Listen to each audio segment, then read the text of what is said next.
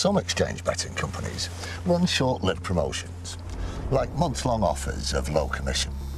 At BetDAC, we wanted to change the way we did things, so we set our commission at 2% permanently. That's 2% on football, horse racing, golf, almost any sport. 2%. That's just one way that BetDAC is changing for the better. For the better, like you. BetDAC, the 2% commission exchange. Over 18s only, please gamble responsibly. Oh, hello, Mum. Oh, hi, Dad. Hi, yeah. Yeah, is Mum there? Oh, no, where is she? Okay, yeah, no, it's not a big deal. Just let her know. Yeah, I won't be home for tea. What? Why? Max Power. Oh, it's a lovely spin from Greg. He guarantees goals. He lives for goals. And now he's scoring goals in the red and white stripes of Sunderland. And Gooch has found Aidan McGeady. It's Gooch again. Checkatrade by Bonham. Bonham coming into it a second time now. It's Morgan who strikes for Sunderland.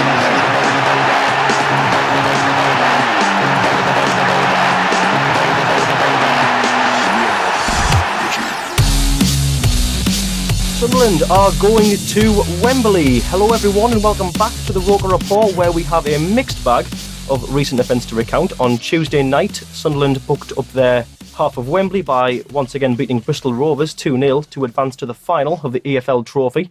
But it wasn't a perfect week of football, as the lads found themselves lucky to scrape a last-ditch 1-1 draw against Wycombe, which would prove to be a pretty miserable day out at Adams Park for a number of different reasons, the result not totally withstanding.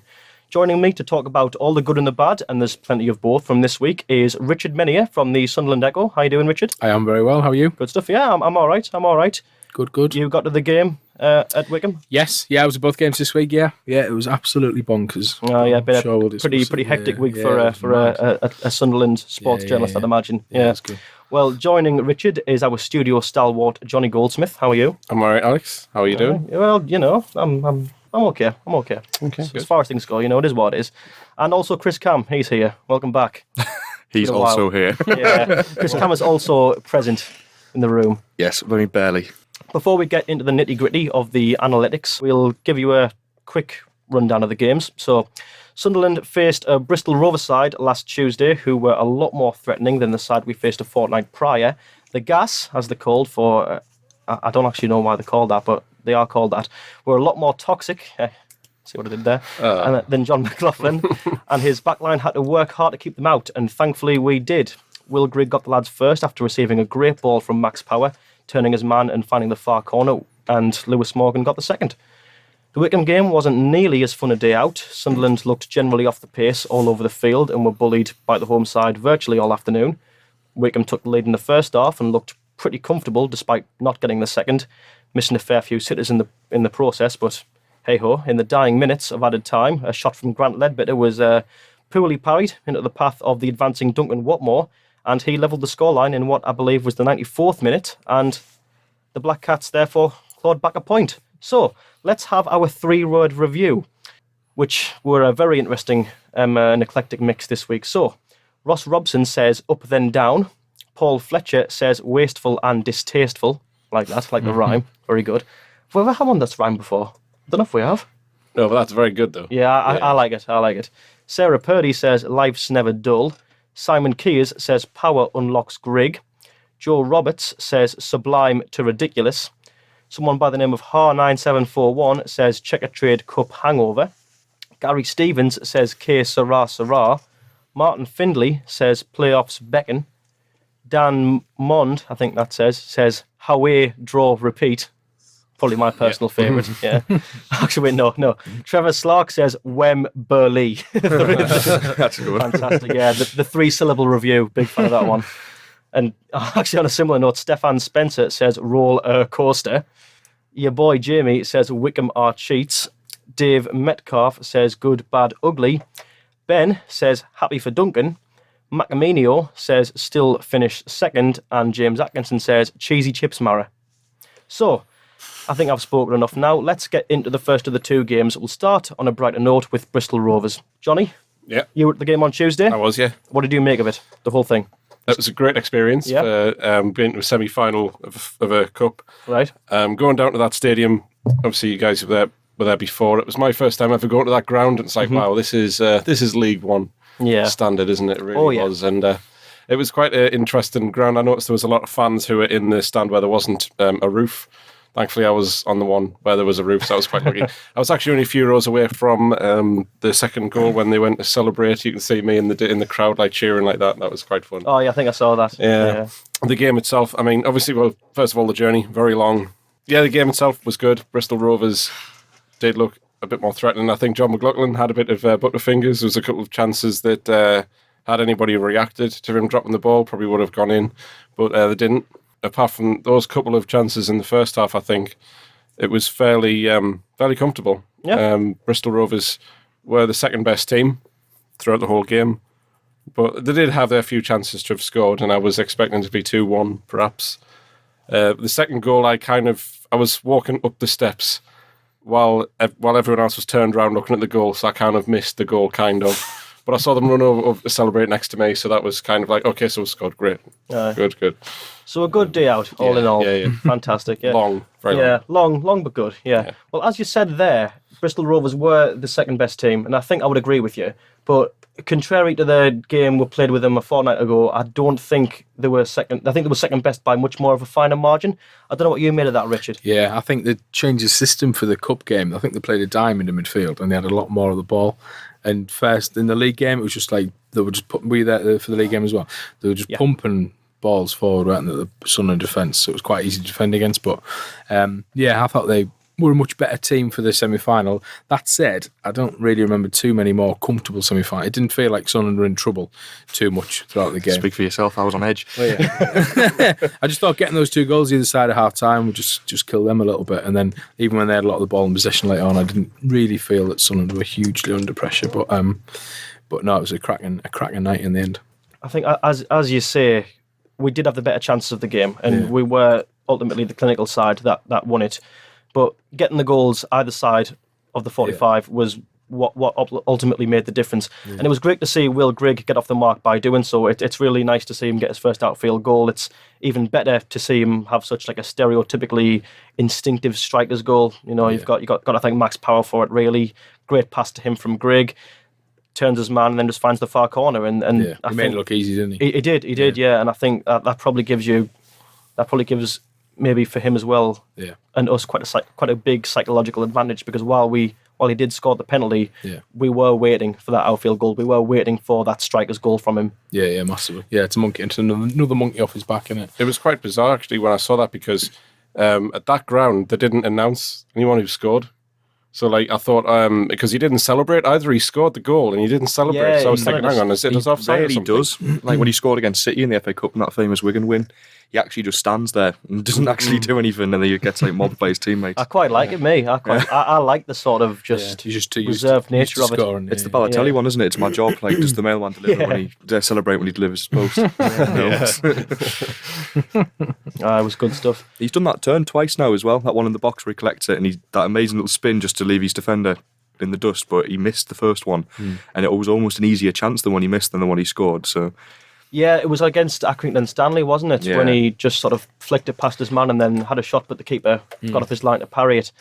Either way, it's just great to see him finally get it, because Absolutely. I think it probably feels like a long time coming, but it's bound to when you spend $4 million on a striker that's just hailed as this sort of messiah of League One. If you want to, I don't know what like Grigg's feeling himself personally. Like, I'm sure he might feel the weight of the price tag, and he might not even care. He might have literally just been like, "Oh well, I haven't scored for a few games, but it's fine. I'm just not had a chance. We've not been playing well. Whatever." He literally might not even be bothered. Mm-hmm. Like, people always say, like, "Oh, it's a confidence boosting goal." Like, what if he's not even a confidence type of player? He'll just keep going. He knows he'll score 15 a season. He's not bothered. He said as much.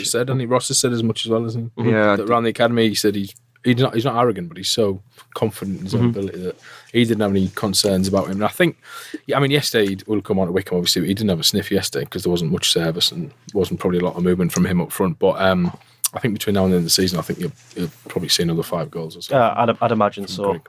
And I think as well, as you say, that there is a certain air of confidence to him that I don't think at all really borders on arrogance, but I think that's probably by the by. in his post-match interview, he at one point did just say, "Yeah, I mean that's what I'm here to do. I score goals. That's just something I do." So I think he's very just sort of aware that he's got the ability there, and for him it was always going to be a matter of time. I think when you've got a striker that's that good at this standard, you're never going to flop. You're never going to maybe just get the penalty and that'll be it. It would never be that disastrous. Yeah. I think it's, as is the nature of a Sunderland fan, we like to catastrophise situations. If Greg doesn't get off the mark straight away, we're going to be terrified that it's going to be a 4 million flop. And we've signed Danny Graham Mark II, but no, it really came off for him. But as I've said, one of the crucial aspect of that goal was the assist from Max Power. Now that's obviously a dynamic that they've shared before while playing for the same team. They were a partnership at Wigan to an extent. But is that something there that could potentially help Greg further along? Could Max Power unlock Greg's potential, Chris? Possibly. I mean, I get obviously the connection. Obviously, you speak Wigan. I don't know if it's because they used to play at Wigan together or more that Power's just better at finding those passes. He's tried it a few times all season. I know one game at the Coventry away sticks in my mind because he came on off the bench and when we were sort of lacking a bit of impetus and drive, and he kept playing those guided balls into the box on for Madger at the time to run onto and made a difference. He does that type of ball. Ledbetter is capable of making that type of pass, but he plays too deep to make it. Honeyman doesn't have the quality to make that pass. McGeady is out wide. Morgan might be able to do it if he played a little more centrally. Maguire's the guy who you'd look to do that. If Cattermole and the others aren't actually making those passes, then Power has to go in by default because you've got a striker there who plays a certain way, needs the ball played in the feet, needs that positive distribution. If you've got a team of midfielders and the only one capable of making that pass is stood in front of your back four, then Power needs to come in just to make that change. So, yes, to answer the question, but I'm not sure if it's because of the Wigan link, more just the play that Power is. Yeah, it might just be Max Power. Maybe they wouldn't have needed a history playing with each other at all, I don't think, so to speak. I mean, and perhaps it is because Power understands the way he plays and knows to take those balls. And stuff, yeah. But then, how much can you possibly learn about Greg? Like, everybody knows what his game is. Yeah. Like, just read his scouting report. I know it's different when you're on the pitch and knowing, like, there might be certain ways about the way he times his run or the exact details that you pick up in time. But there's nothing wrong with. I've got no problem with watching a midfielder pass a ball through the defence and lose it and give it away, as long as they've tried to do it. I'd much rather see them do that than turn around and give it back. I think you've seen an improvement in Power in the last couple of weeks because I think the red cards did affect him. I think it did affect his game. Definitely, I think he went within his shell a little bit and he wasn't trying stuff that he maybe used to. And then, of course, he lost his place, didn't he? So, but I think from his sub-appearances and against Bristol and stuff, I think you've started to see maybe a little bit more of what they thought they were getting with Max Power. But who would you drop? I'm not sure you can take Cattermole out of the team. I mean, especially the way Ross is going to be relying on him and running. I think Cattermole would probably have to come out at some point just because he would need to come out. I think while it's a tired argument to say, he is getting on, and I think injuries are catching up with him. And I think while he does prove me wrong when I say his legs have gone, but I think to a certain extent I am right.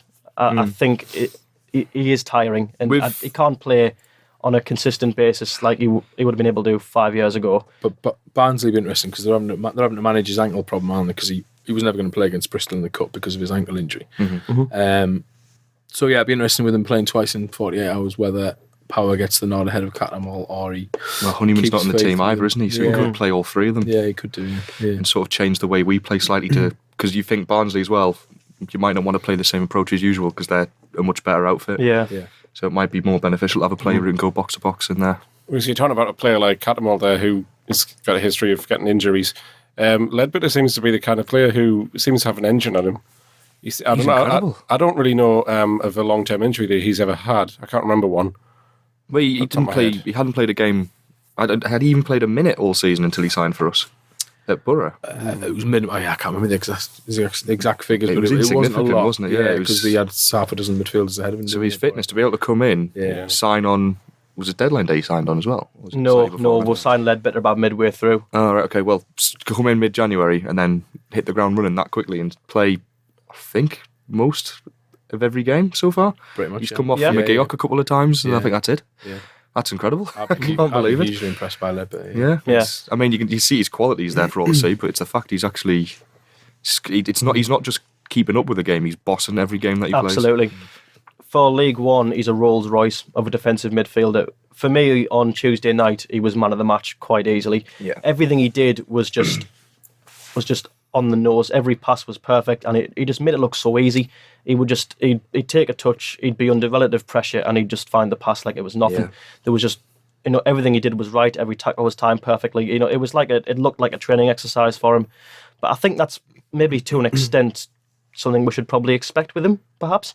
I mean, he's played. Yeah, I mean, he's a championship player, isn't he? Yeah. He's had a very sort of clean fitness record his whole career. He's always played on a consistent basis for the clubs he's played for, and he's never played at this lower standard. So I think we should probably expect that he always was going to be a class above in League One. And it's a really astute signing, and everything about it is just great. It's a really, really solid recruitment. Potentially the best signing we'll have made all season. But I mean, it's the fact he came in and he automatically went into the team. Yeah. And there's no way he's after 1 or 2 games he was undroppable, first name on the team sheet type player. Yeah, completely. I've just gone from a corner as well. Yeah.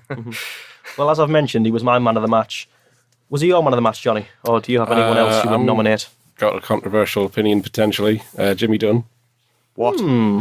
I thought he made a couple of mistakes, as he tends to, but I don't know, I thought he had a solid performance overall. And I was quite happy with how he played. I mean, someone like Ledbetter, as you say, you couldn't expect it, but someone like Dunn, I don't know, you don't seem to expect him to be solid. So I'm guessing for this game, for me, I thought he was one of the best players on the pitch, but it was hard to pick one. Really. I think it was a game where we were all the players were pretty much average. It was like no one stood out especially. It was just a very good performance, I thought. And that's fine, I've got a problem with that. You don't want to have like one player needing to carry you. I think they were very solid, and I'd like to thank Johnny Goldsmith there for his farewell performance on the podcast. Shamelessly stealing that joke from Jeff Stelling. But What? Oh, the amount of negative response I'm going to get. God. I mean, as I say, it was such a solid performance from just about everybody. It's hard to pick, for me, it was hard to pick one person out. As you've already mentioned. I think in the games where you can't pick one particular player, Ledbetter wins man of the match by default because he's just better than everyone else. He is. In Johnny's defence, I thought Dunn and Flanagan did quite well against Bristol Rovers. Yeah. I thought it was one of their better defensive. But then of course we all saw yesterday's car crash. But I thought against Bristol Rovers, I thought that was probably one of their better games to go. I think physically Dunn and Flanagan look very capable in this division. I think they're necessary as well. I think they can handle the sort of the other team's target man-esque strikers very well. What worries me is their composure. I think if they're under pressure from the repeated fire of teams going on the attack more, then they just seem to brick it a bit, to put it bluntly. They just seem to get sort of quite stressed by the amount of pressure they suddenly have to take in those spells where teams come more into the game. They always look like they've got a mistake in them, but worse than that, they look like they think they have a mistake in them as well. I think that's what I see them. Yeah, they sort of they're not totally confident in themselves yet. I guess ultimately why it's a League One team, isn't it? It's a League One team full of League One players aside from the likes of McGeady and Ledbetter, and you're going to get that inconsistency. I guess you'll get Dunn having a run of 2 or 3 games and getting an international call up, and then yesterday he had a poor game, really poor game. Well, it's funny how you mentioned that. I've literally just got through on the Twitter notifications there a question about Jimmy Dunn that it might be worth asking. James Lawson's just got in touch and said, should Jimmy Dunn ever play for Sunderland again? He's not our player. He's not good at football, and he's clear weak link. I mean, I think we've gone from one extreme to the other there. Well, to be fair though, before Jimmy Dunn came in, it was Baldwin and Flanagan, wasn't it? And then it was Baldwin and Dunn, and then Baldwin had 2 absolutely horrible games and got dropped quite rightly, and now it's like, well, has he? Can you? I don't know. I think it was close. I think Oztech was close to getting a recall because he was doing really well in training. Ross was saying he'd been on the bench for a couple of games when Baldwin was fit, but Baldwin wasn't anywhere near the squad. But then Oztech picked up, I think, was it a groin injury last week? So he missed and then he missed the Bristol Rovers game. So I think Oztech might actually had a chance. He might have played Bristol. Yeah. Right. Yeah. Right. So then perhaps that means that Alim Oztech wasn't obviously not picked for the Bristol Rovers game due to Ross prioritising what he would consider his best team. Sorry. I think Oztech would have certainly been on the bench against Bristol Rovers. Whether he would have played or not, I don't know. Okay. But now they've obviously got Flanagan with his head injury yesterday, then he probably would have had a shot for Barnsley, but I think he's going to have to probably play Baldwin. Yeah, it would seem. You can just hear Alex's heartbreak there. Yeah, you can. If you listen really closely, there's the sound of a tiny little pane of glass shattering. That's what it sounds like. Yeah. No, I mean, it's a tricky one, really, I think, with the defenders, because we are rotating them quite a lot now, and I'm never a massive fan of that in teams. I think if you're rotating a certain position too often because of bad form, it's a lose-lose situation, because obviously you have to rotate them if they're not playing well on a consistent basis, because you can't really afford the risk of them making the continued mistakes. It's like the goalkeepers last season. Yeah, but at the same time, by rotating them, I think you breed an element of uncertainty in the team, and especially I think nowhere is it more profound than your centre backs, because if you don't have a solid, consistent centre back partnership, then I think that's when you're most prone to issues like miscommunication, daft mistakes, maybe not being entirely sure where the bloke on your left is all the time. And I think when you've got players like Flanagan, Baldwin, Dunn, who look quite unsure of themselves already, if they're struggling to sort of get to terms where their centre-back partner is, then that's potentially where a lot of problems can come from. I think we saw that quite a lot against Accrington and Stanley. I think Portsmouth had the lives. I don't think they really knew how to deal with them, and I think perhaps there was that uncertainty in themselves, which was reflected by the person next to them. And we saw it again against Wycombe, when they just kept coming at us, and they knew that they were struggling to contain them. A goal would be inevitable, but could we perhaps use some experience at the back somehow? I think Baldwin's probably the answer if you're looking for that, because I don't think either Flanagan or Dunn are in a position to be that commanding centre-half who tells everyone where and orders the back line and really has control over them. But how old's Baldwin, though? Is he really inexperienced? He's 26, I believe. I think Ross has mentioned a couple of times that he's quite young and experienced, but in reality he's not. I used to watch him play for Hartlepool United when he was 19, and that was, 5-6 years ago. Since been at Peterborough, had a bad accident, and then obviously now he's at bad injury, and now he's at Sunderland. So I don't think he's inexperienced, Baldwin. I think he's, of the centre-halves we've got, he's the only one you can really say, he has to sort of be the commander if you're going to stick him in there, because Dunn's only young. Flanagan's not a centre-back. He hasn't been until this season. So it's sort of asking him, he's learnt the position, great. Now it's learn the position so well that you can tell other people how to do their position as well. It's it's a tricky one, and it's just difficult for Jack Ross, because you mentioned dropping and changing for form. You want to be changing your back line when you need to, and then the player who comes in knows that, well, I need to perform here, otherwise when this guy recovers from his injury or whatever, I lose my space. But at the moment it's I'm only getting into the team because I'm not as bad as this guy. And that's the trouble, and there's not a lot Jack Ross can really do about that, because it's well, do you let the two lads who are struggling continue to struggle until they get better and get that confidence back and risk losing a few games when you've only got a handful left? Or do you try and bring Baldwin back in and hope that he's not... It's a real dilemma. It is, because and that's on the back of 2 clean sheets as well against Plymouth and Bristol Rovers, when they looked reasonably settled, well organised, solid back four, and then yesterday it just looked... back to how much of our performance yesterday though was down to Wycombe and the way they played. They took the control Alex of the game. Samuel was a constant pest there, their striker. They couldn't handle him up front. We'll talk in a bit about just how we feel about Wycombe's sort of general philosophy when they play a game of football against other teams. I'm personally the opposite of a fan of it. I'm really not into it at all. But just for the time being, let's come back to that whole thing I said earlier about Ross not picking his biggest team for the Checkatrade trophy. Now, John McLaughlin played in goal against Bristol Rovers, and while he kept a clean sheet, I don't think he had the best performance of his life. Could Robin Reuter have done just as good a job, do we think? He could have done, and he's proven that, I guess, in the Checkatrade so far. He played the previous 6 rounds, hasn't he? But I think Ross was, at this stage of the season, I think Ross was right to play the strongest team possible that he could for that game, to try and keep a bit of momentum within the team. Obviously, Catmull had this ongoing ankle injury, which means he can't play a huge amount of games consecutively.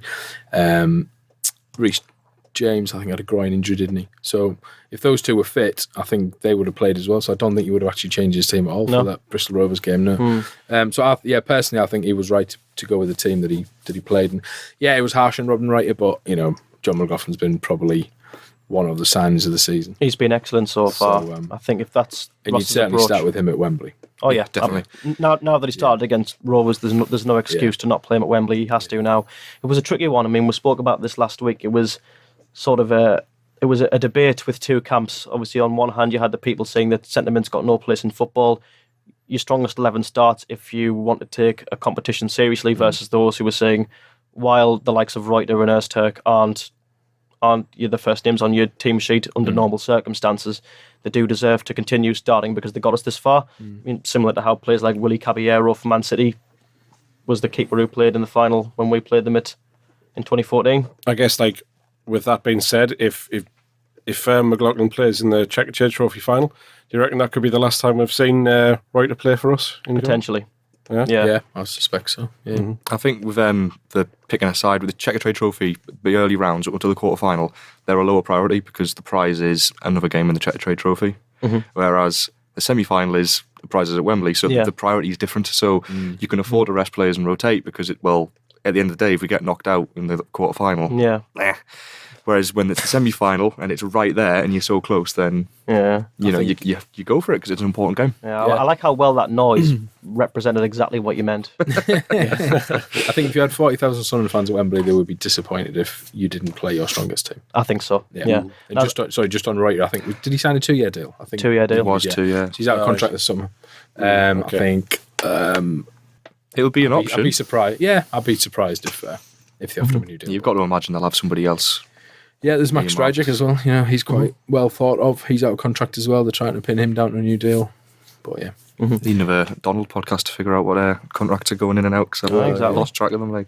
Yeah, I think in the case of Reuter, I don't think he'll fancy signing a contract with the knowledge that he's more than likely going to stay as number 2 unless anything disastrous happens to John McLaughlin. You don't know, do you? I mean, in the near future. He might have his family settled.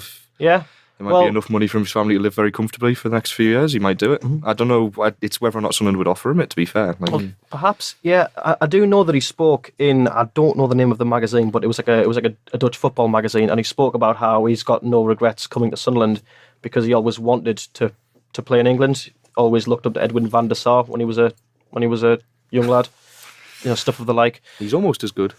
Yeah, almost. In the grand scheme of things, if the worst is, I don't know what I'm getting at, but yeah. Poor Robin. I like Robin. I think he's been solid enough. Tired by last season. Yeah, he had a couple of. I think if you added up all of Reuter's performances, he only really had 2 where he was costly. I think there was just going off very vague memory of it. But there was only really Millwall, wasn't there? It happened to be the worst one. 2 free kicks, made the exact same howler twice. Yeah, but I mean, in fairness to him, he's as I say, he's done well in the Checkatrade, and he's played a part in Sunderland getting to Wembley. So. Definitely, yeah. I think if I was going to make a prediction on where Reuter will end up, I'd imagine he'll probably go to another club in England. I think if his family are here and he is settling, and he does, and his main ambition as a footballer is to play in England, I think there's probably a number of League One clubs that would have him. I mean, Lee Camp's still playing Championship football. Well, there you go, yeah. The mind boggles. Yeah. Hey, he looked good today in the second City derby. He's looked decent when I've seen him. He got him in one of the teams of the month not too long ago. Don't get it. Yeah. Imagine if Borough don't get promoted, he might end up there. That would be unreal. Shout, that would be ridiculous. You can replace Dimmy. That sounds like a really good game to play. Like, just pick random teams that odd players will end up at next season. Yeah, honestly, we should do a whole pod where we just do that, because there's just so many cliches you can get there. Do where's Cameron Jerome going to go next? Sunderland, probably. Yeah. Has Darren Bent got a club yet? No. Darren Bent. He must be on someone's list somewhere. No, I don't think he does. Because he just does the odd Sky every now and then, doesn't he? He does, yeah. It's like Kieran Richardson doesn't have a club either. Oh, bring him home. BHH. I was really hoping we'd go in for Bardsley, but then he started playing for Burnley, and he was just like, that's it, that's that then. Honestly, Chris, if we could sort of condense your contribution to this pod so far, it'd be like a series of noises, pretty much, different exclamations that you've made to signify different weird things that are happening with the club. But anyway, just before we move on to focusing more or less solely on Wycombe, let's just talk about this final that's coming up. The Checkatrade Trophy, the EFL Trophy at Wembley against promotion rivals Portsmouth. Thanks for that, Chris. Another noise. Yeah. I'd imagine when this is up tomorrow, Monday, whenever it is, it'll probably not sound as weird, but watching you make that noise is bizarre. But anyway, yeah, we're in a cup final. We're understandably very happy about it. Obviously, it's not quite the FA Cup or the Capital One Cup in 2014, but it's a day out in Wembley regardless.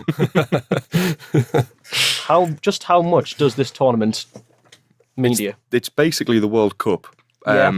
So, if you took the World Cup and the Champions League and they had like a baby, it would be the greatest ever competition in the world. The most significant trophy. It would be the EFL trophy sponsored by Checkatrade. That is what it would be. Yeah. Oh my God! Just imagine, like, you sat there and it's like a brilliant sunny day, and then some random music comes on, and then Lee Cattermole walks out and he's clapping, and everyone's just like guns wild. Oh my God! Yeah.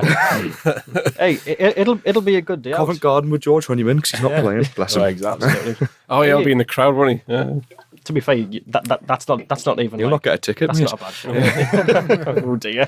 He'll have no points or anything. No, exactly. Yeah. Walsall ticket. Squarely in phase 4, isn't he, Honeyman? Yeah, where's his Walsall ticket? I get that exactly. Where's your Walsall ticket, Honeyman? But yeah, what do you reckon, Johnny? If 10 is the best possible tournament final in football, and 1 is a game that you couldn't care less about, where does this Checkatrade Trophy final rank for you? 11. Right. Yeah. Good answer. Yeah, great. Do you want my serious answer or my, just funny answer? Well, which one was that? That was obviously a serious answer. Well, for me, I look at it and think it's great to be in a final, of course. But one of the things is, I think because it's Checkatrade Trophy, I don't want to sound controversial, it's like one of them things where I feel like Sunderland fans won't be as heartbroken if we somehow didn't win. In comparison to the FA care Cup. less. I could not care less if we win or lose. I genuinely, I'm not for me, that's what I'm thinking. For me, it's like I don't think it matters if you win or lose. It's a day out at Wembley with the team you love, and you're going to see Sunderland at Wembley regardless of the result. Yeah, I know. Rich, a couple of the other journalists I've spoken to cover Sunderland have always said watching them walk out at the Carabao Cup final, even if they were Newcastle fans as a child or whatever, it's got a little stirring of emotion for them. Mm-hmm. Will the Checkatrade Trophy do that, do you reckon? I reckon it might just a little bit, I reckon it will. I reckon we can make all the jokes we want now, but I reckon on the day we'll feel it. I think on the day you'll partially forget it is the Checkatrade Trophy and that is just a cup final at Wembley. So when we 40,000 Sunderland fans, I think it'll be quite a special day, I think. It will. When Jackie Ross's Red and White Wizards are lumbering out into what could very well be a more or less full Wembley. Yeah. I think it'll be unreal. It'll be the second time in about 2 months' time when we get the playoff final. But this will be the first of the 2 times this season we'll lose to Portsmouth at Wembley. And it isn't that often that players reach Wembley finals, is it? So I think there will be a huge buzz in the squad, I think. Absolutely. In terms of where you grade it, probably a 4, honestly. In the grand 3 scheme? or a 4. I don't think, if you say if they lose it, they've lost the Checkatrade Trophy. I don't think too many players would mourn that particularly. But the thing is, if we win, people won't remember, do you remember when we won the Checkatrade Trophy? Do you remember when we went to Wembley in 2019? That's what you remember. That's pretty much it, isn't it? It's all the draw of it is in it being a good day out, I think. But it is a funny one, I think, the Checkatrade Trophy. I think if it was the old money Johnston's Pain Trophy, it'd have a bit more value because I just sort of... I had a bit more... It's the name. Yeah. You got an issue with the name? It's not the name. It's the way they've changed it around. I think that the Johnston's Pain Trophy just seemed like a lot more of a dignified tournament to me because it was right. Okay, the League 1 and 2 teams go at it. Okay, we all know that these are the bottom 2 divisions in the echelon of professional English football. But at the end of the day, it's a trophy. It's secondary to the FA Cup and trophies of the like, but it's a trophy nonetheless. That one for me would be a guaranteed 6 or 7 out of 10 day out kind of a thing. A very sort of George Honeyman good or bad day out would probably have. But it's a funny one now because it's still this is a good day out for me against Portsmouth. It's a good trophy. I'm looking forward to it. I think it will be quite tense on the day because this is as good as the Checkatrade Trophy can possibly be. You've got two. Yeah, that's true. You've got two good teams, 2 good League 1 teams with 2 well-supported fan bases. The organisers will be over the moon. Oh, absolutely, completely, yeah. But if you had Sunderland against Man City under 21s, I couldn't care less because the whole day would just seem really patronising. Oh, well done, Sunderland! You're in the final. Now you can play our kids. There's nothing to it. There you can have. Go on, Sunderland, on you go. Yeah, we've got little Marcus up front. Yeah, he's just passed his GCSEs. There's nothing to it. That would be absolutely awful. But no. I'm pleased we brushed aside 3 under-21 sides because I feel like we did our bit to purify the competition. Yeah, we did. Yeah, we actually had the privilege of knocking out the final youth team in the tournament because in the quarter it was only Man City's kids who were left. That was people's reaction when we drew Man City. It was like, I can't believe we drawn. I was like, no, this is a privilege and an honour that the EFL have decided that we should be the team. It's also, as far as trophies go, it's actually like a really nice trophy. Like, it looks nice. Aesthetically. You know what? I'm going to aesthetic of the whole trophy. I can't picture it, so I'm going to Google it. I mean, Sunderland have taken it seriously all season, haven't they? Jack Ross has, the players have, and I think the fans have as well, really, because some of the attendances have been pretty decent at the stadium, like, considering the teams you're playing. Whereas I think the Portsmouth fans have been boycotting it in the main, the competition, and now, obviously, now they're at the final, they all want it to. So. No, suddenly they want to go. So, yeah. They wouldn't get one because they haven't been buying them. Well, Some exchange betting companies run short-lived promotions, like months-long offers of low commission. At BetDAG, we wanted to change the way we did things, so we set our commission at 2% permanently. That's 2% on football, horse racing, golf, almost any sport. 2%. That's just one way that BetDAG is changing for the better. For the better, like you. BetDAG, the 2% commission exchange. Over 18s only, please gamble responsibly. Right, so I now have the Checkatrade trophy on my laptop screen in front of me. And I can confirm, Johnny was right, it's a very nice looking trophy. It's got a very, obviously the silvery sheen, which is consistent across all trophies, is there. So what have I created? Yeah, so the baseline expectations have been met. You know, what I'd like to then go on to commend for this craftsmanship is the way that the vase is sort of shaped. You know, you've got sort of like an arching pattern going outward, and then there's a nice sort of rounded cup at the top. If you were to pour a drink into this, you could drink it very, very comfortably. Ergonomically, this is a good trophy. It's practical, you know, if you need it to be, and it would be very easy to hold. Obviously, the base is quite thin, so when Alan Turk clasps his hand around this and hoists it into the air while screaming exclamations of joy while the 40,000 lads watch on, it'll be a tremendous feat, and I'm very glad we have such a nice looking trophy to do this with. So yeah, that's my review of the Checkatrade trophy. Thank you very much. Someone will drop it like what was his name? The Real Madrid Sergio Ramos dropped the cup. It'll be like that. Yeah, some absolute. Yeah, who's our biggest like dunderhead who dropped a trophy? Do you reckon? Jimmy Dunn. Jimmy Dunn will drop the trophy, won't he? He'll drop it, and he's a big lad. He'll drop it on like Brian Oviedo, and then like. I don't dislike Jimmy Dunn. He's like a bit of a scare sometimes. Yeah. The ball gets near him, that's all. He looks a bit heavy-handed, you know. And then, Jack Ross will be under the same banner as Alan Pardew for winning that trophy.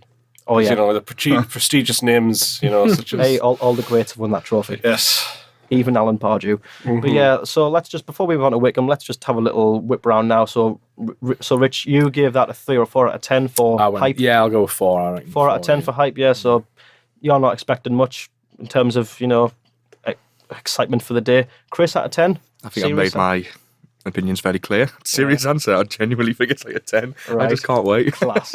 Johnny, what are we saying? I'm going to go for George Honeyman. I'm going to go for a 6 or a 7. Yeah. Yeah, because there's good George Honeyman and there's bad George Honeyman, which is only ever 6 or 7. Yes, so I'm going to go for the slightly more towards the 6. I reckon the day itself might be an 8. But I reckon the trophy generally is a 4. The competition, the competition's a 4. Yeah, I mean the competition's a joke as long as the 21s are in it. No bones about that. Yeah, it's an awful patronising excuse for the elite teams to give the kids a run out in a more convenient way, and I despise that. But thankfully, we have 2 League One teams that are both of a good standard. It's probably going to sell out. You know, Portsmouth. Yeah. Don't think of it as the final. Think of it as Sunderland versus Portsmouth at Pompey for the most pointless bragging rights ever. But it'd be mint. Think of what could very, very easily be the playoff final warm-up. Everything considered, I'm going to give this one a 7. So long as James Vaughan doesn't score the winner, or can he actually play in this? God, I didn't even think about that. He He can't be cup tied because he played for Wigan, who wouldn't have been eligible for this trophy. Yeah. God! There's the league game as well at the stadium. I like to come as well. Oh, crikey! Imagine. No. Right. I think it'd be hilarious if he was benched and he didn't even play. Right. We're now going to move on from this topic because I daren't think about that anymore. So let's talk about Wycombe away then. A pretty terrible game by all accounts, but thankfully it didn't transpire into our 3rd loss of the season. So you made it down there, Richard. I'm right in thinking. Yeah. Good stuff. Yeah. What did you make of it? It was mad, really. It was. I mean, for the first half, Sunderland were pretty dire. They were pretty atrocious. It was probably the worst performance, or certainly on a par this season that they've played. They were bullied. They were out-battled in midfield. I didn't think Ledbetter and Catmull had much of a control in midfield, which then meant Dunn and Flanagan had a lot of work to do, and Samuel was a constant pest throughout, and his movement caused them a lot of problems, Dunn probably especially. The goal itself, I think, came as a result of that. But this Sunderland team doesn't, it's got a lot of character and does have a lot of resilience in it. I don't think it fully knows when it's beaten. No. So they have to have a huge amount of credit for getting a point out of the game when really they didn't deserve anything out of that. But not at all. I thought Watmore's finish was excellent. Ledbetter obviously with a shot, just a bit of a pot shot from distance, and it was nice to see the Wycombe keeper mess up after all of his time wasting antics throughout the game. But Wycombe themselves, if I was a season ticket holder at Wycombe at Adams Park, I would be asking for my money back, I think, at the end of the season, because it is completely. It is anti-football is probably a bit strong, but there was a lot of time wasting. There was quite a lot of diving. And it was, Ross didn't think it was overly physical. Well, that's at least what he said publicly, but I thought it was, yeah. I thought the challenge on Watmore especially was a straight horrendous. It's an interesting one because it's like, well... And then, the last 10 minutes was just absolutely mad. And all hell broke loose. It's like it's a good point come the end of the season. It's away from home and you got a point. There's nothing wrong with that. But the performance itself, how much of it was us being off the boil, how much of it was Wycombe, the way they played, like... It's I don't want to slate Wycombe too much because that's the way they chose to play.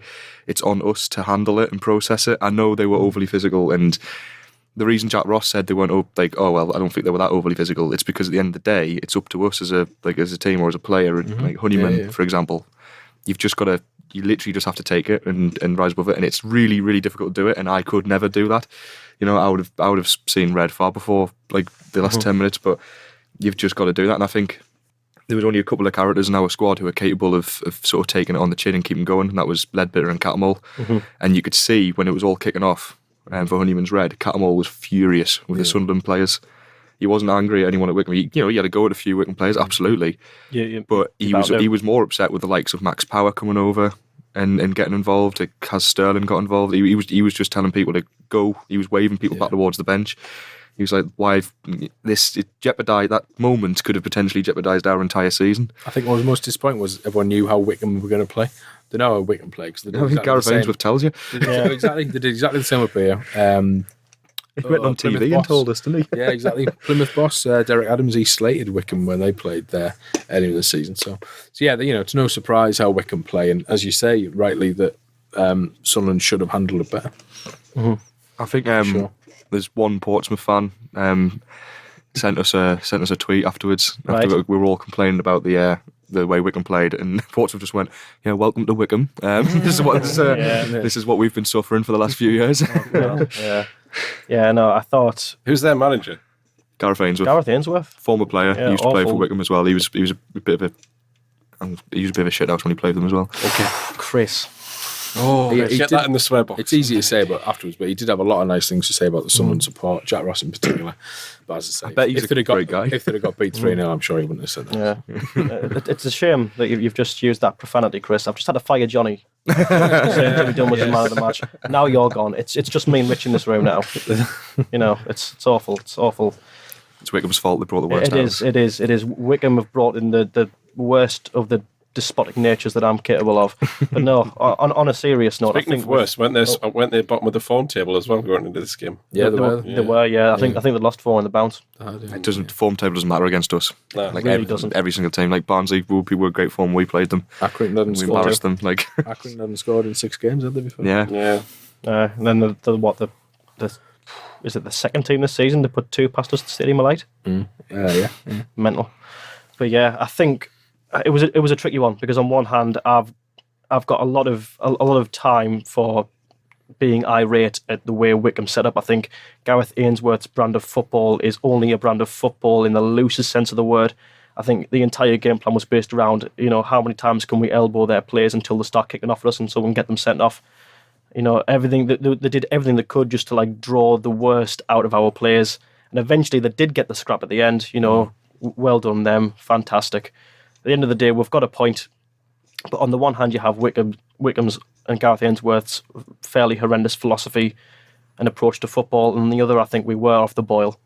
I think, irrespective of how they set up, I don't think we deserved anything at all from that game. No. They looked very, very comfortable for the entirety. And right at the end, 93rd minute, Grant Ledbetter just has a shot from outside the box. Keeper should gather it, doesn't. Watmore's quickest there. surprise, surprise with that pace, and they put in the back of the net, and that's it really. That was the only time all game. I think we looked even. I think it was the first shot on target. Oh no, did we have one before? I can't remember. I think McGeady had like does one. Does corner not count? Yeah. McGeady had one from like outside the box early on. It took a long time to get a shot on target though. Yeah. It was the only meaningful shot on target all game, and it was right at the end, and they scored with it. I mean, it's great. It's great, really. It's great having that attitude. We might be having off days, but regardless, the mentality of this team is night and day to the team from last season. Yeah. If that was us last season now, with that mentality, we would have lost 4-0. Yeah. Because they would have gone behind, they would have stayed behind, they would have just crumbled under Wycombe's bullying, and they would have just lost it by some embarrassing margin. But that's not who we are now. It's great to see how different we look. Could anyone argue at all that there's any reason why we deserve that point? Or are we all in agreement that we don't deserve that point? I thought it was lucky. I thought they were lucky to get a point, but I don't think Wycombe deserved anything from it either. Like, if both teams could take 0 points out of that game, that would probably be the fairest outcome. Yeah. To be fair, Wycombe, they won every second ball. They ran a lot. They did run the balls off. They put Sunderland under a lot of pressure throughout, and I think they played to their strengths. So, I thought Wycombe probably deserved the win. Yeah. I think even despite their skullduggery. Mm-hmm. Yeah, I mean, as you say, skullduggery of the highest order. But that aside, they were the better team. When they did want to play actual football, they played actual football better than we played actual football. So that's it for me, really. I think 1-0 was a fair result. A scrappy, pretty awful game, but hey, they were the better team. We're very lucky to be coming away with our scoring run intact and our only 2 losses intact. Mm-hmm. So I mean that's great. But anyway, let's talk a bit about George Honeyman now, and more specifically, let's talk about his temperament on the touchline, because there's a lot that comes from that now. With the Fleetwood game rearranged, he'll now miss Wembley. And as a result, he misses that game, which, as we've almost all agreed, is a huge fixture down at Wembley. But also he misses Barnsley. So with George Honeyman, he has to come out now for 3 games, 3 very big games. Who comes in for him in that position, both positionally and as a captain? Let's go to you, Johnny. Okay. Position-wise, I mean, I suppose if Cattermole's around to play, then you'd play him, Power and Ledbetter. I know I've said it for a long time that I'd rather not have Cattermole and Power in the same team, but I'm not sure what choice you have at this moment, really. No. Without Honeyman there. So maybe having Ledbetter alongside them both might result in different, maybe a bit different for them, like play all right, but I think that's the only choice you've got. If you want to go for 3 midfielders, then you probably have to have Power, Cattermole and Ledbetter, and I would have Ledbetter as captain as well. Definitely, absolutely.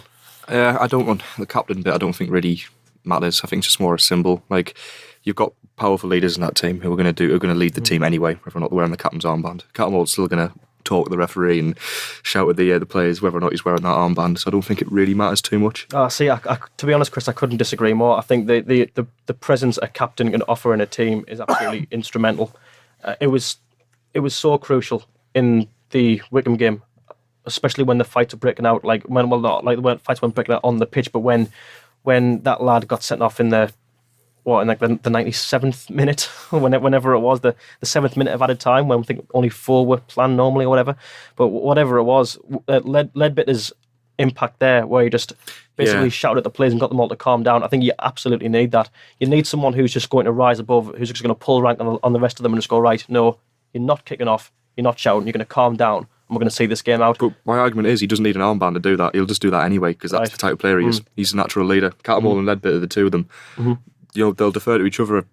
They'll not both be doing the same thing at the same time, but either of them can do it. I don't think it, like, for Ross, it's a matter of, I would be speaking to them both, saying, listen, I need you both to take care of this team. One of you wears the armband, but I want both of you to do the job, basically. The issue is, though, for me, is that, okay, I'm not going to blame... I personally don't blame Honeyman at all for the way he reacted on the touchline. I think things had obviously been said. He's not overly malicious to the player. He gives him a shove. He's seen red. We've all been there. It happens. Heat of the moment. In retrospect, he'll obviously regret it. But if he's your captain, he's the one wearing the armband, and he's booting off, that's a signal that for the players, for them to join the fray, to come to his defence. It's very young, wasn't it? If Ledbetter at the same time is stood off, he's stood with Akinfenwa just nudging shoulders, just sort of like trying to calm the whole thing down, then what's the issue there?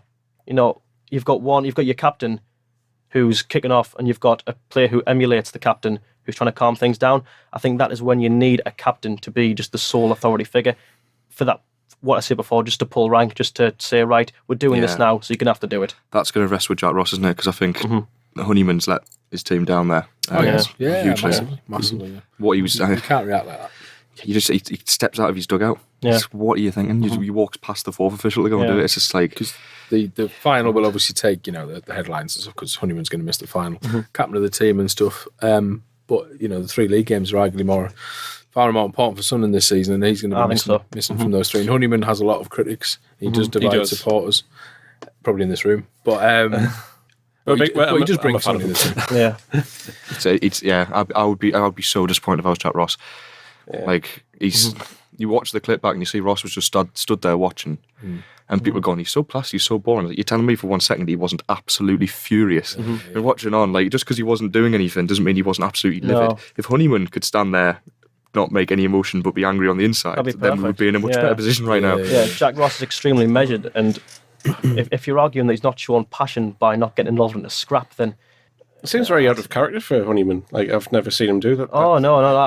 He's a bit of a raj, Honeyman. I mean, in a positive way, I suppose. But he's dealt with the way other teams have sort of confronted us and kicked us all season quite well so far, but. Obviously, that Wycombe game was just exceptional, wasn't it? The way it was, the way the last 10 minutes panned out. Yeah. Captain-wise, Ledbetter for me, for sure. I'd absolutely give him the armband for Barnsley. Selection-wise, interesting, isn't it? I think there are options for Ross. If you want to keep the same system, then I guess Gooch would be the obvious one to potentially come in. Do you play him as number 10, or do you put McGeady or Morgan there instead? That would be one option. Second, possibly Luke O'Nien. A lot. That's the fan vote, I think. Yeah. It would be, but then you're going to have to make at least 2 changes to your defence, because if Flanagan is out with concussion, then you're changing your right back as well. Reece James went off. He didn't have a good first half, James. We didn't clarify whether he was injured or not, to be honest with you, but he was struggling with the groin injury beforehand. So you could actually be changing 3 plays in your defence then.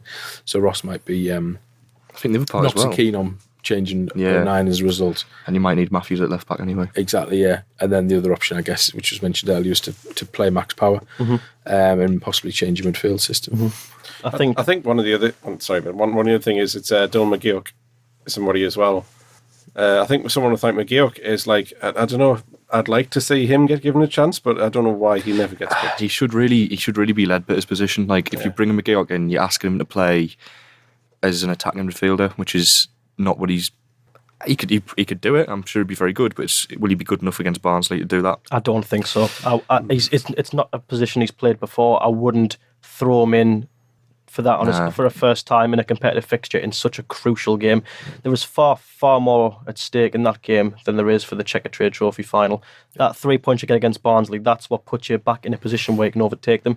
If you lose that, then I don't think you'll ever catch them, because they're a very good team. It's very difficult. Yeah. Well, when I saw them play against Southend, when they went down to 10 men before they'd even scored, and they went on to win 3-0. And Southend, I think, are a very average team for this division. I think they're around mid-table. Yeah, they're all right. But either way, I don't know how confident I'd be that if we went down to 10 men that would go on to win a game by such a convincing scoreline.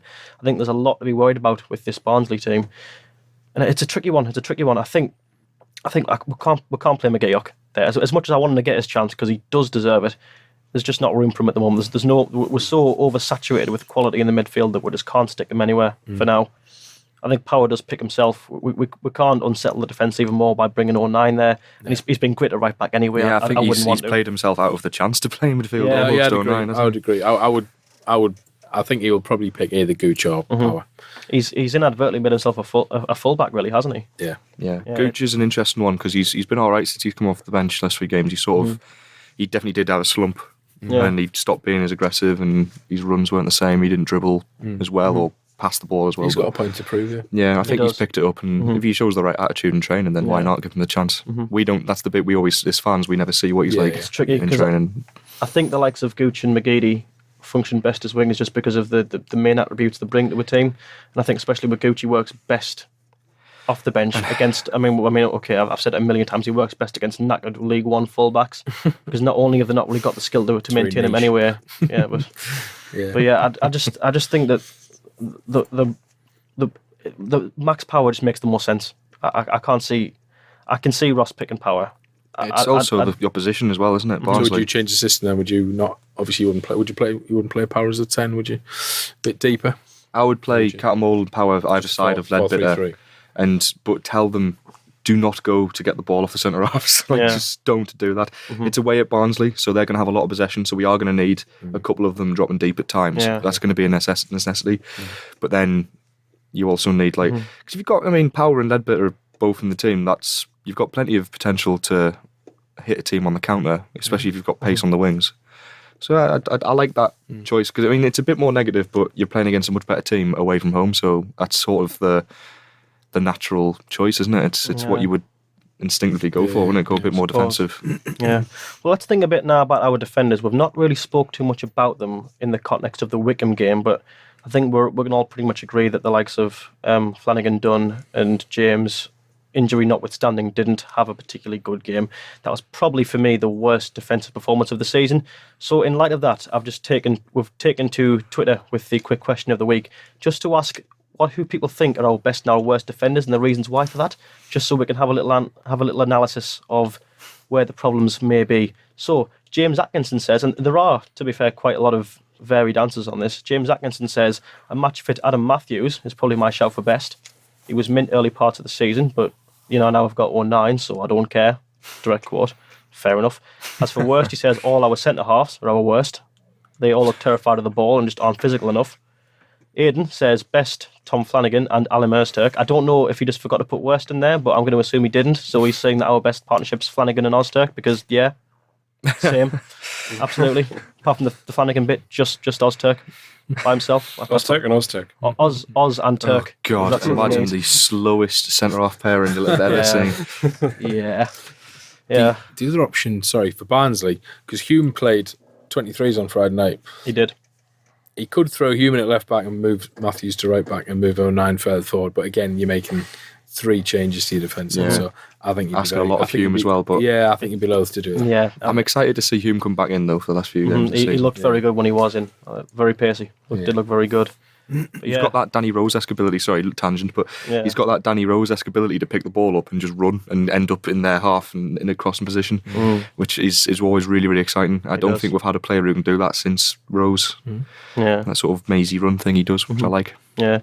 Well, James Lawson says 09 is our best defender, even though he wasn't good against Wycombe, and our worst is probably Ozturk. You've had an awful day, you, Jimmy. Really, really bad day. Going to have some serious words with you in that group chat later on. But so Mark Stewart says, I don't like defenders being erratic, so for him, Baldwin's the worst, as he's in consistently 7 out of 10 enough. Ability-wise, he likes him, but he's got a bomb scare moment in him, and it probably explains him only playing at League One level previously. So what do we make of those so far, Johnny? Are there any opinions that resonate with you particularly, or do you have anything there that you disagree with quite strongly? So Jimmy doesn't like Dunn, and he doesn't like Alim Ozturk, so I'm guessing that it's going to have to always be Flanagan and Baldwin as the centre halves. It seemed that way. Glenn Leuven's. I completely forgot he existed. I keep doing that. He is the worst centre half of the club. It's not his fault. He's old. It's the John O'Shea thing, but it's he's not our no. For me, I feel like the best 2 centre halves we have is Dunn and Flanagan. Baldwin and Flanagan, but I don't really know. I don't think that tells you how good they are. It just tells you how bad the other ones are. I'd probably say Baldwin. I know his form tailed off and he's been dropped rightly, but if you take all of our defenders at their peaks this season, Baldwin's peak was a little higher than everybody else's, I think. Mm-hmm. What do you think, Rich? Yeah, I'd probably agree with that. The only thing I'd say about Baldwin is I think he is prone to errors more than others. Yeah. But Baldwin is more comfortable bringing it out from the back. He does have probably a bit more of a goal threat, and he's a bit more positionally all action. I do like Baldwin because he gives it his absolute. I think everything. It's weird because I would have considered his strengths his positioning and his timing in the tackle. Yeah. But then I think one of the reasons he got dropped was because he messed up a bit of timing and positioning. Yeah. I quite like Flanagan, but probably Dunn, I guess, would be the maybe not worst, but least best. I think that's fair. Is that fair enough? It's very political of you. They are much of a muchness, though, isn't it? I think that's part of the issue that Ross is going to have. Yeah. I probably agree that out of the 5 of them, Leuven's is probably 5th. But that's probably got more to do with his age and than anything else. I don't want to be too harsh on him. And Oztek, not seen a huge amount of him aside from the Checkatrade, and that's against generally playing against kids. Yeah, and Morecambe. And kids and Morecambe. That's who we're playing against here. And Carlisle. And Carlisle. Kids, Morecambe and Carlisle. not the best crop of opposition to sort of use as a barometer. But look, I mean, it's tricky. It's tricky, I think. I think what you see is right, Richard. You know, I don't think any of these players are the worst in the sense that they're terrible, awful players. And I know I'm ashamed of the club for signing them. I think it is a case that some of them are the worst, are the worst at being the best out of the bunch. We've got a good crop of players. We've only lost 2 games all season, and we've kept a good number of clean sheets recently. There's a lot of good that can be said. I think Jimmy Dunn, for me, would probably be the one I'd be least inclined to start, irrespective of Glenn Louvens being, you know, old. I would choose Dunn over Louvens. Oh, definitely. He's got more legs. He's a physical threat from corners. I think that's been a big component. He has looked decent, but for him, I think it's just experience. He does look very raw, and I think he would benefit from just having someone to assure him more often. And that's maybe why the Flanagan thing's a problem for me, because Flanagan's not as experienced a centre-half as you'd like him to be. He's not. Flanagan has a lot of attributes as well, like Dunn, that are very good. But for that same issue, he can look a bit timid when teams are coming at them and they don't quite know what they're dealing with. They don't quite know what they're up against, or maybe they're a bit unsure of how frequently they can take these offensives as they are. It's a hard one. I think for me, my favourite defender is probably Baldwin. I think while he has got a mistake in him and he is a bit erratic, he's our best ball-playing defender. Can be a bit too ambitious, but he's got a very strong tackle. He can pick a pass. For me, well, normally. Yeah. It's the only thing about someone like Flanagan. I've seen too often Flanagan will just like hoof the ball forward, and then there's nobody at the other end. He'll just like, I understand getting it away, but at least have the ball targeted to somebody. I've seen so many times where he just hoofs it forward. There's nobody there, and somebody from the opposition gets it and runs back, and it's like, well, what are you doing? Must drive a bit of nuts watching the ball sail over his head. He's like, I'm literally in the team for you to pass the ball to me. I guess the biggest concern for Ross would be that with what are we now, mid-March, that the best defence still probably hasn't emerged yet, because there's much of a muchness, because there are inconsistencies, and you're going to have those peaks and troughs on you. But I guess the likes of Luton and Barnsley have settled teams now, don't they, because they've been playing together for 2 or 3 years, certainly in Luton's case. I think we got upset a little bit by injuries more than a lot of things. It's sort of it's unfair to call them all too harshly, because what would be your best 4 then across the best back? 4? Yeah, that's a good question. I think if everyone's fit and there's no other complications with anything else, I'd probably have Oviedo left back. He gets in ahead of James quite easily for me. I think a right back at 09, just because of the fact that he's been a revelation there. And then as a centre back pairing, I'd probably have Baldwin and Dunn. To be honest, I think that's where I would hope that Baldwin's experience, coupled with his ability in this division, would complement Dunn and his sheer physicality. Baldwin's a bit slight, I think, compared to the average centre-back. I have the same issue with Flanagan. But I think with those two their weaknesses can be sort of covered by the other strengths. Baldwin's experience covers Dunn's, perhaps, uncertainties, while Dunn's physicality covers for maybe that which Baldwin lacks. I think that, for me, is the strongest back line. What do you guys think, Johnny? I agree with that one, to be fair. Well, actually, I will have one change. I will say Flanagan and Baldwin, and then the same right back and left back. Yeah, Oviedo and 09 definitely in there. But as I say, it's again, the centre backs is the best of a bad bunch almost. But yeah, that's what I'd go for. Christopher, Denver Hume left back, Luke 09 right back, and I think I'd probably go with Baldwin and Dunn. I think Baldwin and Flanagan had the best run of games as a centre back pairing. And you could actually see when you had 2 players together who understood how to play centre half together, and they had that chemistry and it worked. Right. It was great. But then we couldn't win a header at a set piece. Yeah. So Dunn sort of has to play, because he's frustrating because he doesn't even win enough headers. It's sort of like that's why he gets picked, is because he's supposed to be the aerial threat, and he does it enough to get by. And last 2 games before Wycombe he did all right with it, but that's the difficult one. I'd think Baldwin, and then someone who can head a ball next to him. Right. Rich? I'd go fully fit, and they've been playing for a while. I'll go Hume. Hume, Baldwin, Flanagan, 09, I think, will be my back four. And I'm hoping that Baldwin will be much better for his spell out the side and a bit of a rest, and he'll come back and he'll just boss it for the next 2 months. That's my aim. It's interesting to see what his mentality is. That's my hope.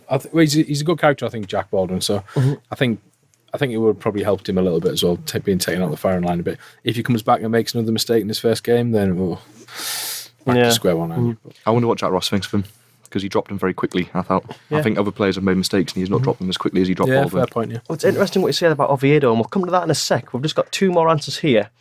2 more that were being picked out. So Colin Robson says that Brian Oviedo is his best international player and played in the World Cup, should play whenever he's fit, which isn't often enough in his opinion.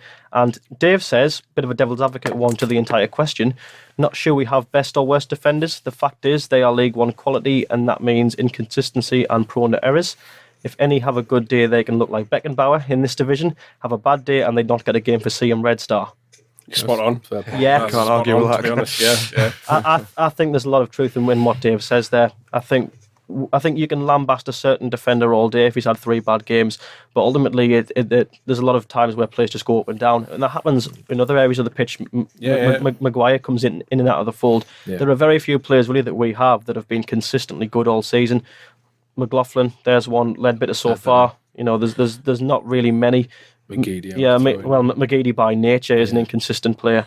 Well, it's one of them things, isn't it? Like, they're at this level because that's the level that they're suited to, I guess. So someone like Will Grigg, we've said many times, he's good in League One, in the Championship, not so much. And it's like, well, that's because this is his level. Yeah. And we're going to have a lot of mistakes. And I think a lot of the teams are quite an equal.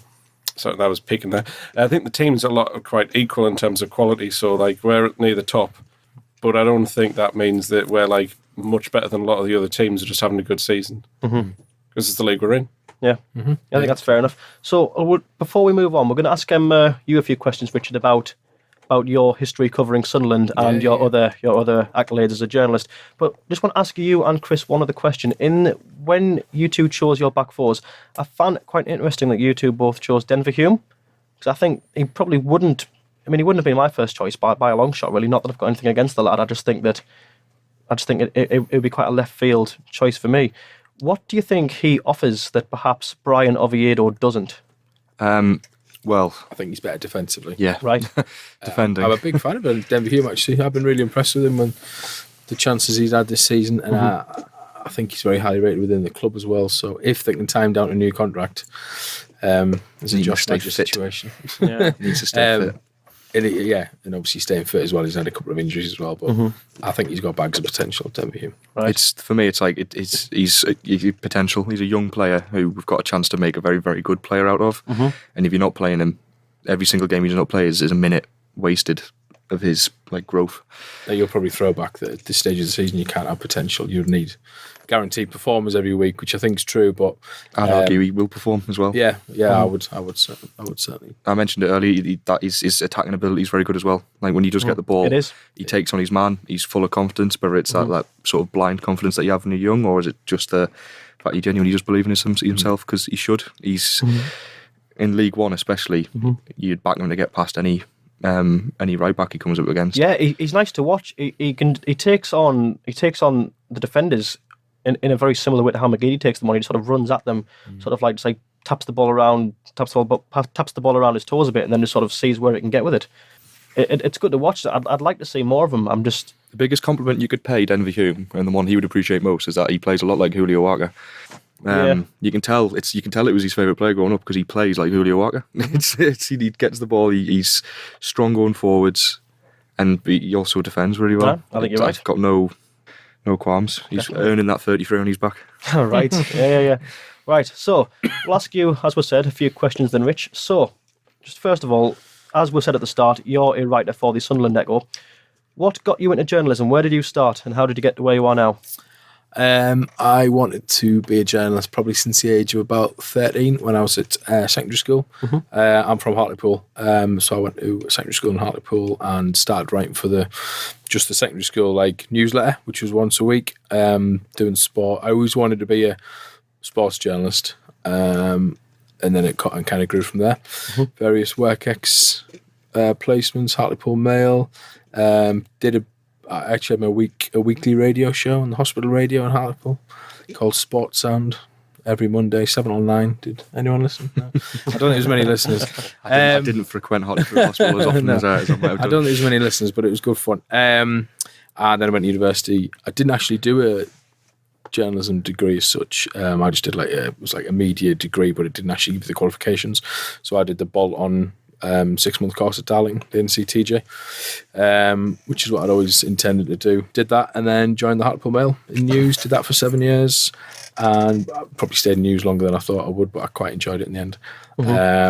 Started covering Hartlepool United. Did that for 2 and a bit seasons, I think, and then from then Sunderland towards the end of Dick's reign, started a Big Sam, and then ever since. Yeah, pretty much full time Sunderland, and now I'm sport digital manager. So I've got a range of responsibilities across our 3 titles and 3 websites and Shields Gazette and Hartlepool Mail as well. But still cover Sunderland home and away. Good stuff with Phil Smith, our right main writer, who I'm sure you all know. So, absolutely, that's the background. Yeah. So what's been, do you think, your most interesting story from your time covering either Sunderland or Hartlepool? Your most interesting time from being a match reporter? Or anything of the like? I mean, there's been obviously huge peaks and troughs for Sunderland. That week, it was incredible under Big Sam, the Chelsea and Everton game. That was a phenomenal week when they stayed up. I mean, broadly, covering the relegation has been grim, you know what I mean? It's been a tough time, obviously, for you fans and writers alike, going to every home game knowing what the end result was probably going to be. But in terms of the probably most enjoyable, I'm a Hartlepool fan, so I covered the Great Escape for Hartlepool. I don't know if you guys remember. Yeah, I do. Yeah, under Ronnie Moore. There were, I don't know, forget what it was, 10, 12 points. I ended up on a train with some Hartlepool fans that day. It was a very, very loud experience. Yeah. 10, 12 points adrift in March, and they stayed up, and it was just a phenomenal effort, and that was a big high for me. Yeah. So yeah. Sunderland-wise, hopefully the highlight will be the Checkatrade Trophy final on March the 31st. Oh yeah, that'll be a momentous occasion. That'll be a momentous occasion. Yeah. But in all seriousness, if they can win a trophy this year and win promotion as well, then I think that'll be a tremendous success. Tremendous success, given where the club was last, May, and everything that happened under Ellis Short towards the end and stuff. To where the club is now is, it's been phenomenal, really. Yeah. So you said there that you joined and you started writing for the Echo since, was it Advocat's inception to the present, basically? Yeah, pretty much. It was towards the end of his reign. Right. I was still doing a little bit of Hartlepool then, bit of a crossover, and then pretty much fully on Sunderland from just before Dick left to big, from until now. Yeah. So countless managers in a short space of time. So you'll have been in contact with Jack Ross, obviously, but have you been in contact with every other Sunderland manager before him? Since covering Sunderland? Yeah. Yeah. Who was the most interesting for whatever reason to just sort of liaise with? Jack Ross and Chris Coleman, I would say. Right. The two best to get on with, two best to work with from a professional level. Chris Coleman was a real character. I think you'll have obviously seen the Netflix documentary that came across. Simon Grayson was a good guy, slightly out of his depth, perhaps, bit of a rabbit in the headlights, I think, possibly. Problems at the club were obviously huge. I think Chris Coleman was the right guy at the wrong time. If you put Chris Coleman in and then summer gone, I think you would probably be having a similar season, I think, under him as we are under Jack Ross. Right. And Big Sam is pretty much what you would expect. How you see him, David Moyes didn't. You can say he was crap. It's fine. Yeah, it's okay. I mean, I always got the impression of David Moyes that he felt that he was doing the club a favour in a little bit in terms of being here. You know what I mean? God, you said that. I think we all agree with that one. Yeah, sure. Whereas managers since have seen it as a huge club and huge potential. David Moyes, I could be wrong, but he rarely sort of talked it up, did he? No. He was often, obviously second game, whatever it was, third game of the season. Second game, relegation fodder. Well, that's just going to filter through, innit? Yeah. All levels of the club. You'd like to remind us of his Everton success. Yeah, that as well. But I think since then the managers have been, Simon Grayson apart, have been good appointments. Obviously, it didn't work out for Chris Coleman for a variety of reasons with the takeover and stuff. And now Jack Ross is a really promising manager, I think, and I think he's got a big future. Yeah. Could you see someone like Jack Ross? Obviously, we've gone through managers maybe 1 or 2 a season. Yeah. Could you see Jack Ross being here for a long term? Yeah, for sure. Yeah, hopefully. Anyway, yeah. It's a funny one, isn't it? Because I mean, if he gets up, if Sunderland get up this season, then yeah, I think he'll certainly be a manager for a while. If he doesn't, then it's a funny one, isn't it? I guess ultimately he's failed because he came and he said he wanted to win the league. Promotion was always his aim. If the club doesn't go up this season, then it's obviously a black mark against his name. Yet I still think he's done a phenomenal job from where the club was. I don't think you can get rid of him. Squad. So I would hope that he certainly stays, regardless of what happens this season. And I would hope that he was here for many years to come. Yeah. But football's a funny old. It is. I mean, you've just seen West Brom there sack Darren Moore because they were 4th in the league. Yeah, that is an outrageous thing. I'd like to think that we're not like that. You know, that we're not going to say, okay, we're not winning the league by a country mile in March, so we're going to sack the manager. I don't think we're that deluded. I think we understand that we've had to make a wholesale change. There's going to be stumbling blocks. We're playing against teams that have a lot less money but have a lot more time together as a team. Yeah. There is going to be a challenge. It's a new experience for everyone involved. And it feels like he's building something. It does, yeah. And that's the thing, yeah. And Stuart Donald loves him. I think that goes in his favour. Donald really rates Jack Ross. Yeah. I mean, obviously last summer, they brought in 12 players. All those 12 players aren't going to be a success. No, that's impossible. The laws of average, but the vast majority have been. Probably 1 or 2 haven't been for a variety of reasons, but I think they've recruited well. I know it's not just Jack Ross, obviously the recruiting team as well, but tactically I think he's good. Recruits well, speaks very well, and cherishes the chance I think he's got here to. It's the fact that him and his assistant James Fowler moved up sticks. It says a lot. Down. Yeah, that's what you want from your manager. Yeah. So I suppose just one last question, Richard, before we just sort of round things off by predicting what we think will happen in the Barnsley game. You said there that 2 of your most interesting characters to deal with were Jack Ross and Chris Coleman. How do they compare and contrast? Because I can't imagine that they're really similar people in a lot of ways. No, you're right. They're quite different. I think Jack Ross, when you speak to him, is very calm, cool, has a self-confidence about him, given what he's already achieved in his managerial career in a couple of years. He obviously did really well in Scotland and got the chance here, but really passionate. He knows the club, knows football inside out, and he's quite an interesting character. Obviously, the children's books he's read and the academic work he does outside of football, that side of things. And then Chris Coleman, I'd say he's probably more outwardly passionate. You know what I mean? He's soundbite wise and quote wise. He's probably a bit more readable, I guess. A bit more passionate. Everything he said in that voice just sounded great. Yeah, it did. Yeah, and but yeah, he was. As I say, I think he was the right manager for Sunderland just at the wrong time. Yeah, there was a lot of problems last year, and should they have stayed up? Yeah, obviously, but.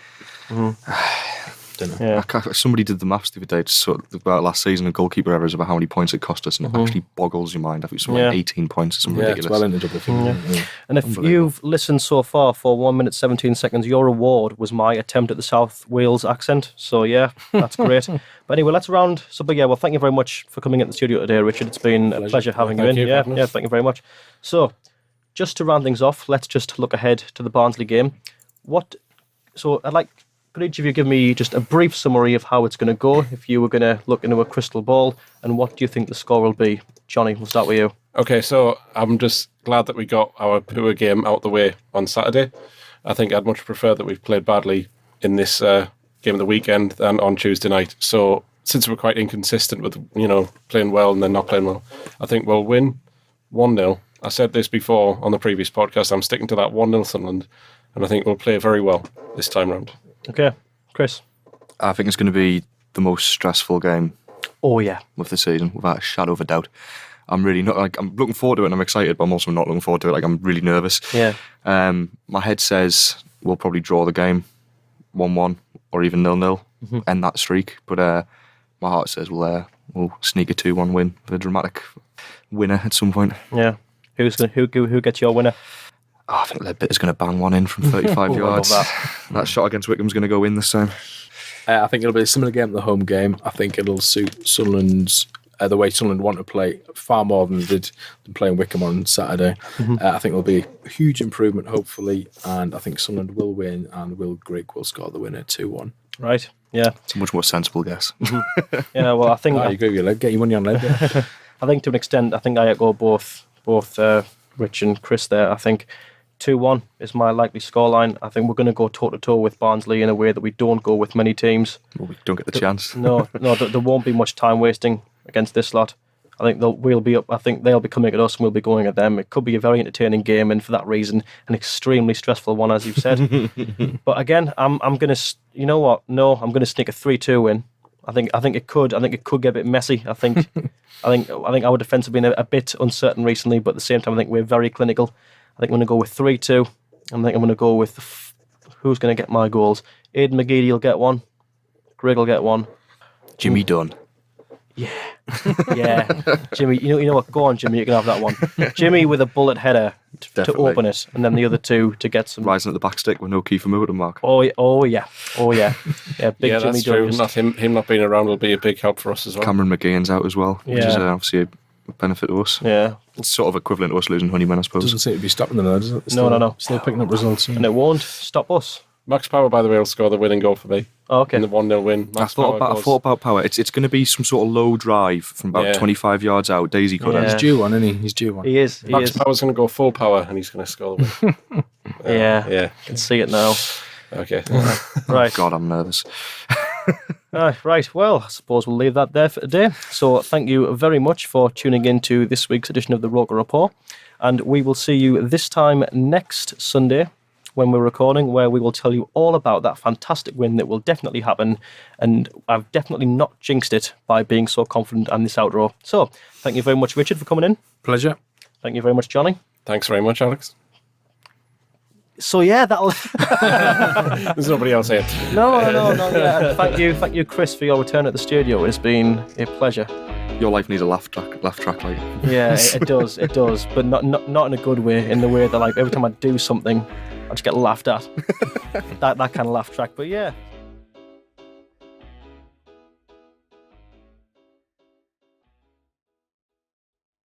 Some exchange betting companies run short-lived promotions, like months-long offers of low commission.